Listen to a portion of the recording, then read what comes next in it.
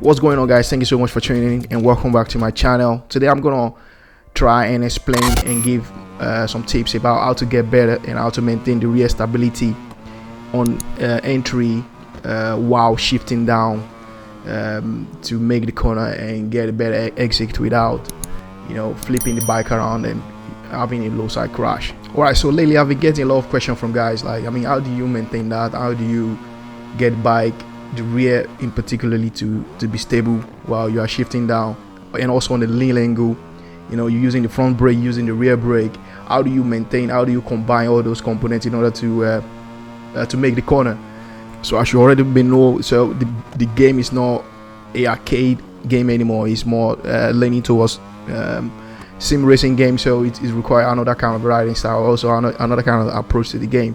So you can't just pick the game up and think you're gonna go quick. You need to spend a lot of time in trying to to practice and learn the physics of the game. Also the behavior of the bikes you're using. I tend to use the Ducati a lot because this bike is just one of my favorite bikes in the game, and it suits my riding style much better, and it's also surprisingly enough a bit stable than most of the bike in the game. Alright, check this out. Approaching my braking point here, I grab the front and the rear brake, shift down to second, also back to fourth, but I was still quickly shifting to first, then I lost the front.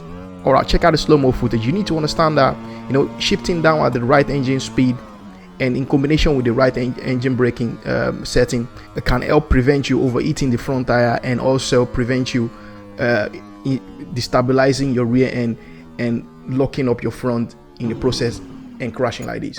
Alright, check this out. The same rider, the same setting, the same everything. So approaching my braking point here, grab my front and the rear brake, shift down to gear, slide the rear a little bit in order to maximize my attack angle for the entry, get to the apex and accelerate it out without overheating my front tires. Alright, check this out. Hereby the slow-mo footage for this one. So approaching my braking point, I grab the front and the rear brake, as you can see already right now. I slide the rear a little bit to maximize my attack angle. I release the rear brake, and just fiddling the front brake a little bit, and not too over aggressive on shifting down, and also my brake. I left off the brake and I accelerated out. So what I'm trying to say is, when you are braking for a corner like that, the right sequence of acting is grab the front and the rear brake, release the rear brake when you feel the rear is maybe sliding too much. You have the maximum lean angle and also the maximum slide angle you want to use in order to get into the corner, and downshift one click, wait a little bit, listen to the engine sound, make sure you are at the right engine speed, shift one click down a little bit, and while doing that, try to maintain the lean angle bit by bit, and just don't go aggressively onto the ground, because you're going to slide the front end out and the front tire is going to get overheated very, very quickly, yes, from blocking the front brake. And remember, you're not using the ABS, especially when you're using a aggressive setting of acceleration and also braking, so you don't have ABS assisting you. So you need to maintain that braking pressure yourself, because the engine braking wouldn't be doing a lot at that moment, because the engine braking will have been cut it out, so you can't really rely on it anymore. So especially also when you're running a much base stability setup, that really wear the front tire out very, very quickly, especially when you're on a track. The surface is a bit bumpy and also a bit abrasive. Getting quicker and getting better in ride 4 really heavily depend on how you're able to know the physics of the game and how to combine those components together in order to get quicker. So it takes a lot of practice, guys. I ride a lot.